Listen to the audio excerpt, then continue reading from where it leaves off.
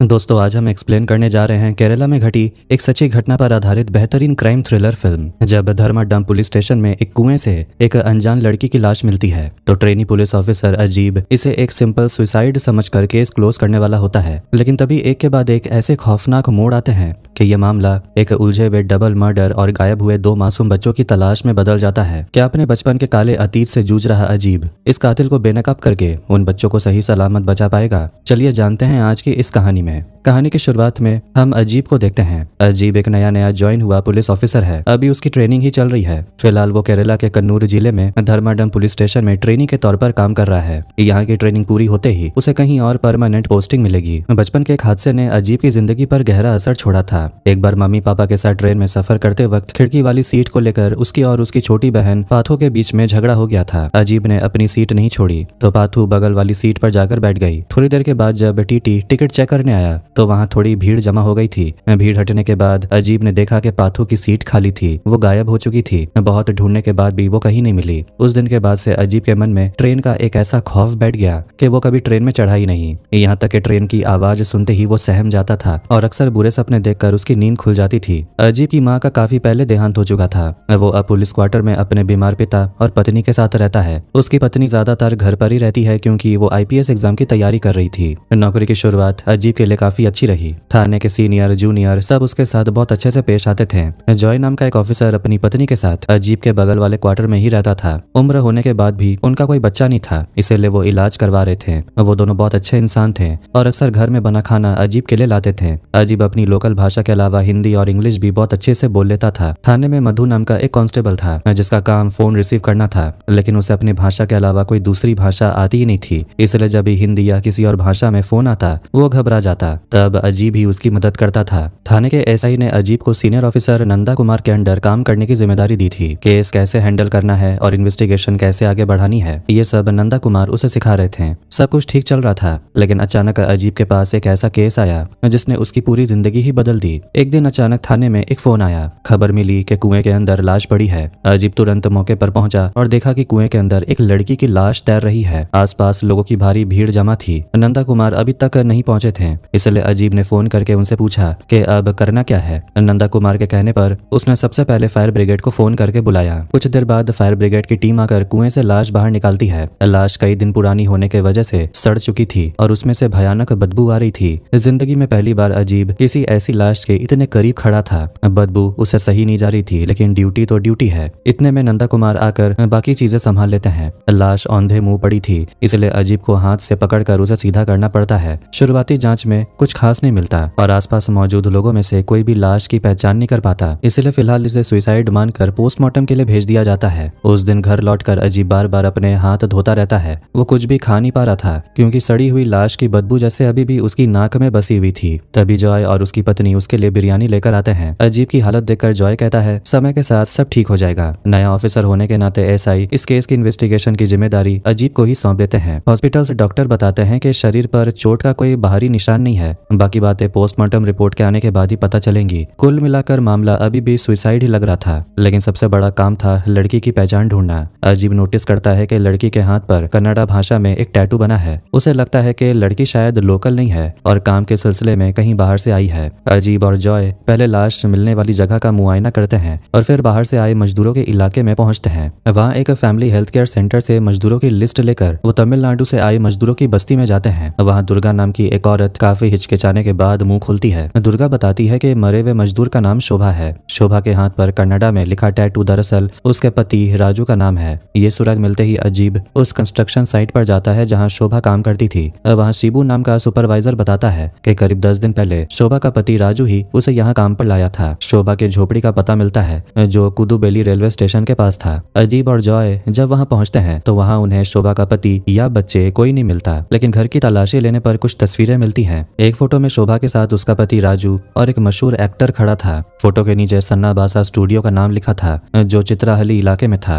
अजीब और जॉय चित्राहली पहुंचते हैं और चाय की दुकान पर राजू की फोटो दिखाकर पूछताछ करने लगते हैं। तभी किस्मत उनका साथ देती है और राजू खुद वहां आ जाता है। अजीब और जॉय उसे लेकर वापस थाने के लिए निकलते हैं। अजीब ट्रेन में नहीं बैठ सकता था, इसलिए वो बस में सफर करते हैं। रास्ते में अजीब अपनी कहानी सुनाना शुरू करता है। राजू बताता है कि पहले वो तमिलनाडु में रहते थे, जहाँ वो खिलौने बनाकर बेचता था। फिर बाढ़ में सब कुछ डूबने के बाद वो बुदुकाली आ गए। रास्ते में बस में उसकी मुलाकात शोभा से हुई, जो प्यार में बदल गई। शोभा ने हाथ पर उसके नाम का टैटू बनवाया और दोनों ने शादी कर ली। उनके 2 बच्चे हुए, मीनू और देव। बाद में काम के सिलसिले में वो चित्राहाली आ गए, जहाँ उनकी मुलाकात शोभा के दूर के भाई गणेश से हुई। गणेश ने उन्हें रहने के लिए घर दिया और राजू को काम भी दिलवाया, लेकिन राजू देर रात तक काम करता था, जिससे शोभा के साथ उसकी दूरियां बढ़ने लगी। एक रात घर लौटने पर राजू ने गणेश और शोभा को करीब देख लिया। राजू का दिल टूट गया था, लेकिन सब कुछ ठीक करने के लिए वो गणेश को बिना बताए शोभा और बच्चों को लेकर कुदुबेली चलाया। कुदुबेली आकर भुवनेश शोभा को एक कंस्ट्रक्शन साइट पर काम दिलाता है और खुद भी दूसरी जगह काम करने लगता है। सब कुछ फिर से ठीक चलने लगता है, लेकिन ये खुशी ज्यादा दिन नहीं टिकती। गणेश वहां भी पहुंच जाता है और शोभा उसे फिर से अपना लेती है। ये बात राजू बर्दाश्त नहीं कर पाता, इसलिए वो मीनू और देव को लेकर चला जाता है और शोभा को गणेश के पास ही छोड़ देता है। इसके बाद बच्चों को वेल्लोर में अपनी बहन के घर छोड़कर वो वापस चित्राहली आकर काम करने लगता है। उसे तो शोभा की मौत की खबर तक नहीं है।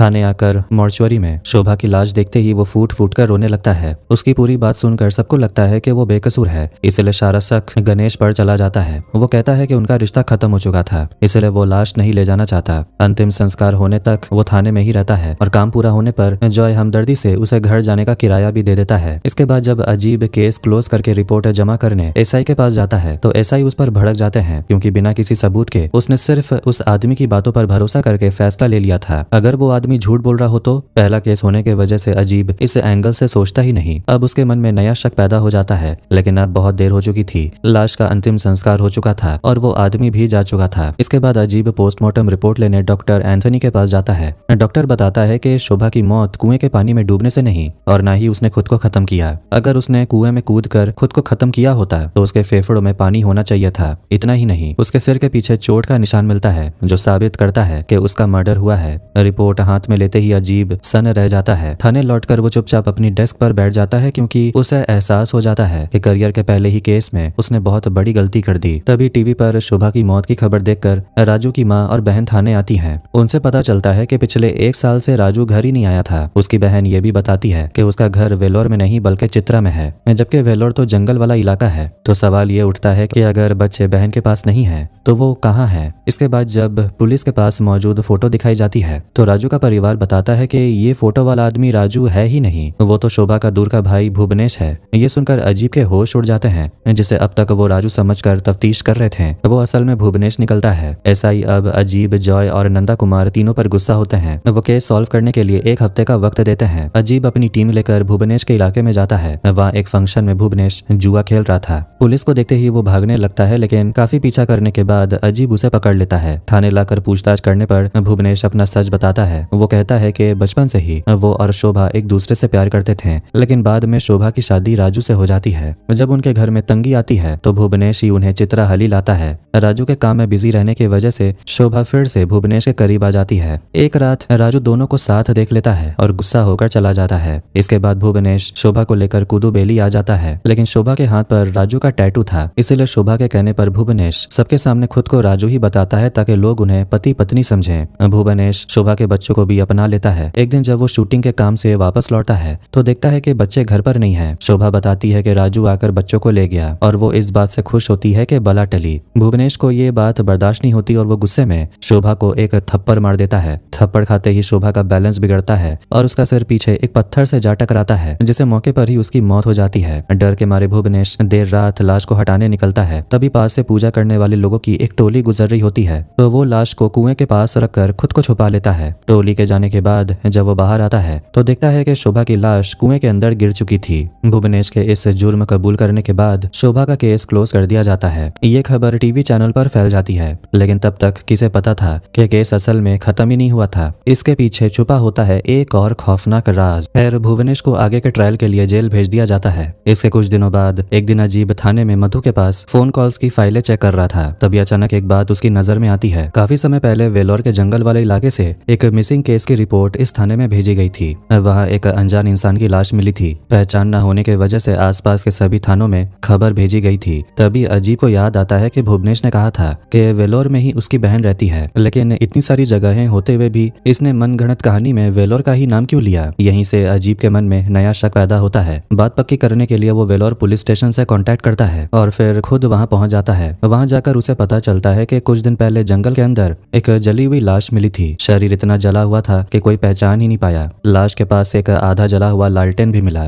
फॉरेंसिक रिपोर्ट से पता चला कि लाश और लालटेन दोनों पर एक ही केमिकल के निशान हैं, यानी कि जिस इंसान ने लाश को जलाया था लालटेन भी उसी का था। लालटेन के पीछे एक दुकान का नाम लिखा होता है। अजीब उस दुकान पर जाकर पूछता है तो पता चलता है कि वो कोई आम लालटेन नहीं था। उसे एक फिल्म की शूटिंग के लिए खास तौर पर बनवाया गया था। एक दो नहीं बल्कि ऐसे 20 लालटेन एक गाने के सेट को सजाने के लिए बने थे। भुवनेश भी फिल्मों में काम करता था और उसके हाथ पर भी जलने का निशान था। अब अजीब के दिमाग में कड़ी से कड़ी जुड़ने लगती है। वो तुरंत जेल में भुवनेश को कस्टडी में लाता है और सख्त पूछताछ शुरू करता है। शुरुआत में भुवनेश मुंह नहीं खोलता, लेकिन कड़ाई करने पर आखिरकार टूट जाता है और तभी बाहर आता है एक और खौफनाक सच। भुवनेश बताता है कि उन दोनों को साथ देखने के बाद से राजू शोभा से बहुत चिढ़ने लगा था और उसके साथ मारपीट करता था। इसी वजह से शोभा के मन में राजू के लिए सख्त नफरत भर जाती है। एक दिन शोभा भुवनेश से कहती है कि ऐसे ही चलता रहा तो राजू एक दिन उसे जान से मार देगा। एक दिन राजू अपना ऑटो लेकर शोभा के घर आता है और बच्चों के सामने ही उसे पीटने लगता है। ठीक उसी समय वहाँ भुवनेश पहुंचता है। उस दिन वो साथ में शराब भी लाया था ताकि सब बैठकर पी सकें। थोड़ी देर शराब पीने के बाद राजू पूरी तरह टल्ली हो जाता है।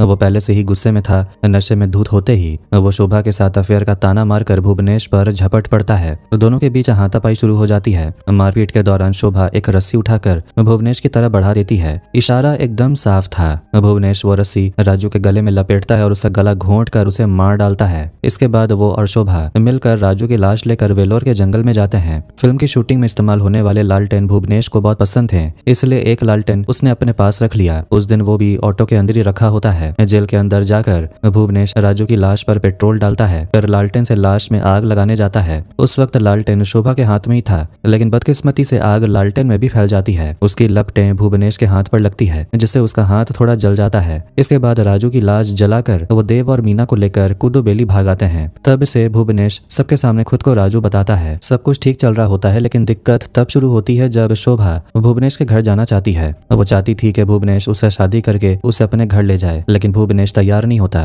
क्योंकि वो पहले से शादीशुदा था और उसके अपने बच्चे भी थे। मना करने पर शोभा बहुत गुस्सा हो जाती है और भुवनेश को ब्लैकमेल करने लगती है। वो धमकी देती है कि अगर उसने शादी नहीं की तो वो राजू के मर्डर का पूरा सच पुलिस को बता देगी। भुवनेश अपना बसा बसाया घर नहीं उजाड़ना चाहता था और ना ही जेल जाना चाहता था, इसलिए एक रात जब शोभा सो रही थी तो वो तकिए से मुंह दबाकर उसकी हत्या कर देता है। इसके बाद लाश ठिकाने लगाने जाते वक्त पूजा करने वालों की टोली को देखकर वो कुएं के पास लाश रखकर छुप जाता है, लेकिन लाश गलती से कुएं के अंदर गिर जाती है। इसलिए राजू की लाश की तरह इसे गायब करना मुमकिन नहीं हो पाता। लेकिन यहाँ एक और बड़ा सवाल सामने आता है, अगर राजू पहले ही मर चुका था तो शोभा के बच्चे कहाँ हैं? भुवनेश बताता है कि शोभा को मारने के बाद पहले तो वो देव और मीना को छोड़कर भागना चाहता था, लेकिन इतने दिनों में बच्चों से उसका लगाव हो गया था, इसलिए वो उन्हें खाना खिलाकर रेलवे स्टेशन ले जाता है। फिर उन्हें ट्रेन में बिठाकर खाना लाने के बहाने नीचे उतर जाता है और वापस नहीं लौटता। देव और मीना अब कहाँ हैं ये भुवनेश को भी नहीं पता होता। बाद में रेलवे स्टेशन के सीसीटीवी फुटेज देखकर पक्का हो जाता है कि ये बात उसने सच बोली है। आखिरकार शोभा और राजू का कातिल तो मिल जाता है, लेकिन वो दो मासूम बच्चे अभी भी गायब थे। इस हादसे के बाद अजीब को अपना पुराना दर्द याद आता है, क्योंकि बचपन में उसने भी तो अपनी बहन को ट्रेन में ही खोया था। इसलिए वो कसम खाता है कि चाहे कुछ भी हो जाए वो देव और मीना को ढूंढ कर ही रहेगा। इसके बाद हर पुलिस स्टेशन में देव और मीना की तस्वीरें भेज दी जाती हैं। अनाथ आश्रमों में भी पूछताछ शुरू कर दी जाती है। कहीं भी किसी लापता भाई बहन की खबरें मिलते ही अजीब भागा भागा जाता है, लेकिन कहीं भी देव और मीना का कोई सुराग नहीं मिलता। तब अजीब एक बड़ा फैसला लेता है। बचपन में उस हादसे के बाद से वो कभी ट्रेन में नहीं चढ़ा था, लेकिन अब देव और मीना को ढूंढने के लिए वो ट्रेन में बैठ जाता है। जिस स्टेशन पर भुवनेश बच्चों को ट्रेन में छोड़कर गया था, अजीब वहीं से अपना सफर शुरू करता है। वो एक एक स्टेशन पर उतरकर लोगों को देव और मीना की फोटो दिखाता है और पूछता है क्या किसी ने उन्हें देखा है, लेकिन कोई फायदा नहीं होता। अपने सालों पुराने डर को तोड़कर ट्रेन में सफर करने और इतने स्टेशन छानने के बाद भी बच्चे नहीं मिलते। ऊपर से एक और परेशानी थी, अजीब के पास जो फोटो थी वो बच्चों के बहुत बचपन की थी। इतने टाइम में उनका चेहरा काफी बदल चुका था, इसलिए सिर्फ फोटो देखकर ढूंढना आसान नहीं था। बहुत ढूंढने के बाद अजीब लगभग हिम्मत हार जाता है। तभी एक दिन जॉय अपनी पत्नी के साथ अजीब के घर आता है। अजीब बताता है कि जहाँ जहाँ से खबर आई वो हर जगह गया, लेकिन बच्चे नहीं मिले। बस एक हफ्ते पहले मुंबई के एक थाने से खबर आई थी जहाँ जाना अभी बाकी था। अजीब को इतना उदास देखकर जॉय कहता है कि एक आखिरी कोशिश और करके देखते हैं और इस बार वो भी साथ चलेगा, क्योंकि अगर वो सच में देव और मीना निकले तो ना जाने का पछतावा जिंदगी भर रहेगा। जॉय और उसकी पत्नी के दिल में भी दुख था कि जहां उनका अपना कोई बच्चा नहीं हो पा रहा, वहीं कोई अपने 2 छोटे बच्चों को स्टेशन पर लावारिस छोड़कर चला गया था। सच तो ये था कि बच्चों को ढूंढने का काम अजीब पूरी तरह अपनी तरफ से कर रहा था, क्योंकि शोभा का मर्डर केस तो काफी पहले ही बंद हो चुका था। उधर अजीब का ट्रेनिंग पीरियड खत्म होने में सिर्फ 1 हफ्ता बचा था। वो उससे पहले ही बच्चों को ढूंढना चाहता था, क्योंकि इसके बाद उसकी ट्रांसफर पोस्टिंग कहाँ होगी कुछ पता ही नहीं था। उससे भी बड़ी बात ये थी कि जब तक बच्चे नहीं मिलते ये केस उसकी नजर में अधूरा था। इसलिए अजीब और जॉय आखिरी मौका समझकर मुंबई के उस थाने पहुंचते हैं। वहां जाकर उन्हें पता चलता है कि बच्चे ह्यूमन ट्रैफिकिंग करने वाले एक गिरोह के हत्थे चढ़ चुके हैं। उस थाने की डीएसपी एक महिला ऑफिसर होती है। वो बताती है कि वो काफी समय से इस गिरोह के खिलाफ सीक्रेट मिशन पर काम कर रही है, ताकि पूरे रैकेट को जड़ से खत्म किया जा सके। डीएसपी अजय और जॉय को बता देती है कि बच्चों को कहाँ रखा गया है। फिर वो अपने साथ भरोसेमंद ऑफिसर पेडनेकर को उनके साथ भेजती है ताकि बच्चों की पहचान की जा सके। पेडनेकर उन्हें शहर की संकरी गलियों से ले जाकर उस गिरोह के अड्डे पर पहुंचाता है। वहां पहुंचकर समझ आता है कि गिरोह के लीडर से पेडनेकर और डीएसपी का पहले से ही कांटेक्ट था। डीएसपी की बात सुनकर वो आदमी बच्चों को दिखाने के लिए तैयार हो जाता है। वो अपने एक आदमी को बुलाकर अजीब, जॉय और पेडनेकर को अंदर ले जाने के लिए बोलता है। अंदर जाते ही अजीब को समझ आता है कि यहाँ सिर्फ बच्चों की तस्करी ही नहीं होती, बल्कि जिन लड़कियों को पकड़कर लाया जाता है उनमें से कई से जबरदस्ती गलत काम भी करवाया जाता है। ये सब देखकर अजीब का दिल भारी हो जाता है। उसके मन में ख्याल आता है कि क्या उसकी छोटी बहन पाथू के साथ भी ऐसा ही कुछ हुआ होगा। इसके बाद वो आदमी उन्हें एक बड़े से कमरे में ले जाता है। वहाँ कमरा छोटे छोटे बच्चों से भरा हुआ था, जिन्हें ना जाने कहां से उठाकर लाकर यहाँ बंद करके रखा गया था। अजीब एक एक करके हर बच्चों का चेहरा देव और मीना की फोटो से मिलाने लगता है। शायद इन्हीं बच्चों के बीच कहीं देव और मीना भी हो। इस वक्त अजीब और जॉय दोनों के ही दिल में एक दर्द उठ रहा था। अगर वो देव और मीना को ढूंढ भी लेते हैं तभी तो वो सिर्फ उन्हीं दोनों को साथ ले जा पाएंगे,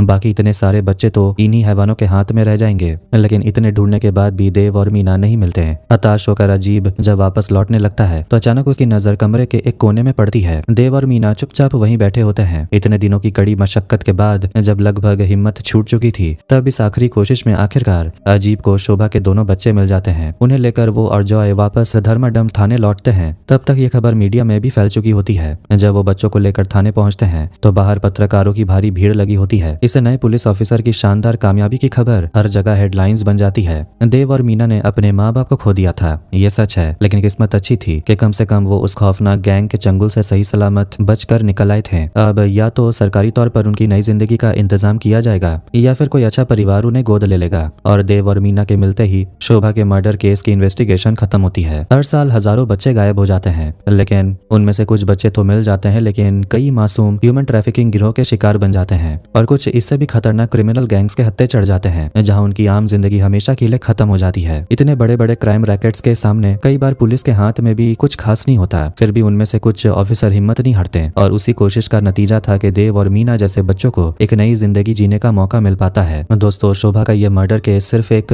कत्ल का इन्वेस्टिगेशन ही था। इसमें दिखाया गया है कि कैसे एक एक्स्ट्रा मैरिटल अफेयर बने बनाए परिवार को तबाह कर सकता है। और इस केस की इन्वेस्टिगेशन करते हुए एक नए पुलिस ऑफिसर ने इंसानियत का सबसे काला रूप देखा, समाज का वो खौफनाक पहलू देखा जो हमें से ज्यादातर लोगों की नजरों से छुपा ही रहता है। इसलिए हमारा भी फर्ज बनता है कि हमेशा अपनी आंखों और कान को खुला रखें, आसपास के लाचार बच्चों को जितनी हो सके मदद करें और अपने बच्चों को सुरक्षित रखें ताकि कोई भी क्रिमिनल गैंग उन्हें अपने फायदे के लिए इस्तेमाल न कर सके। वीडियो को यहीं पर एंड करते हैं।